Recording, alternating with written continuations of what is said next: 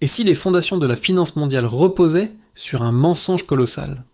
Imaginez Fort Knox, le trésor supposément inviolable des États-Unis, gardien de 147 millions d'onces d'or, une fortune estimée à plus de 400 milliards de dollars.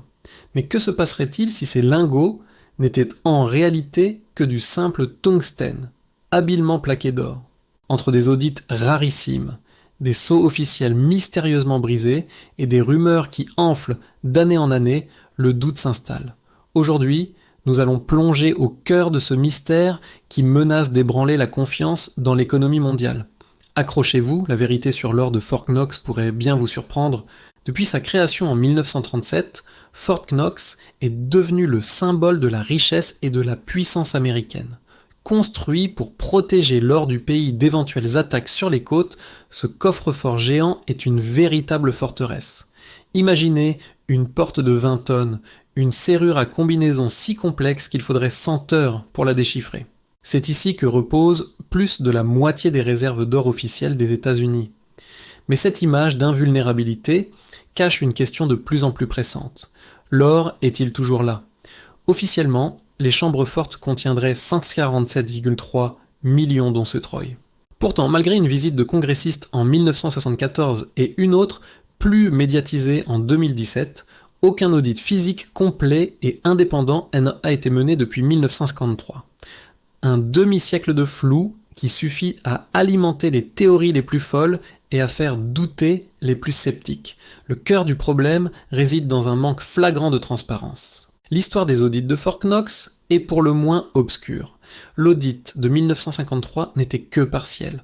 Celui de 1974 n'était qu'une simple visite. Entre-temps, des vérifications internes annuelles auraient eu lieu jusqu'en 1986, couvrant soi-disant 97% des réserves.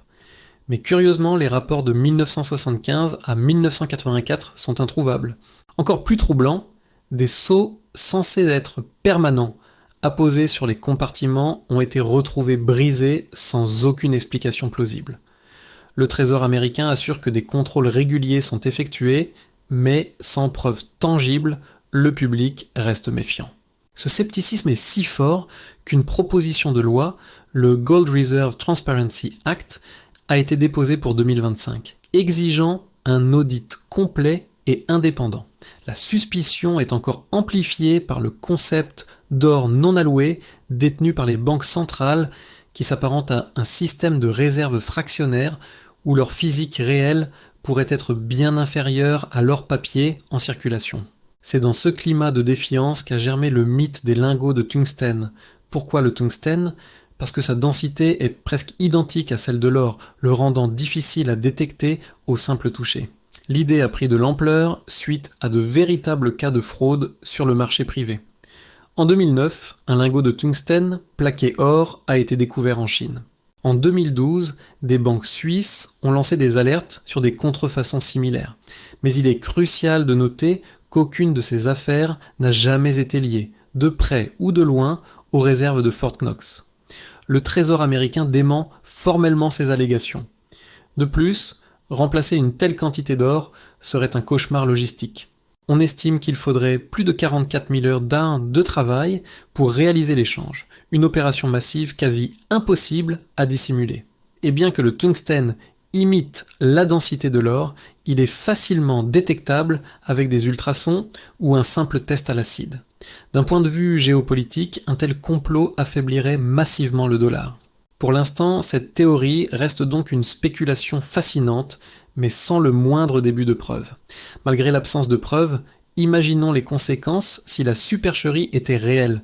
La crédibilité du dollar américain, pilier du système financier mondial, s'effondrerait instantanément. Cette affaire met en lumière un problème plus large, l'opacité des banques centrales et la confiance aveugle que nous leur accordons.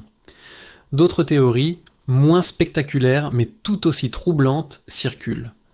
L'or aurait-il été vendu en secret, peut-être à la Chine, pour couvrir des dettes, ou est-il simplement sous-évalué ?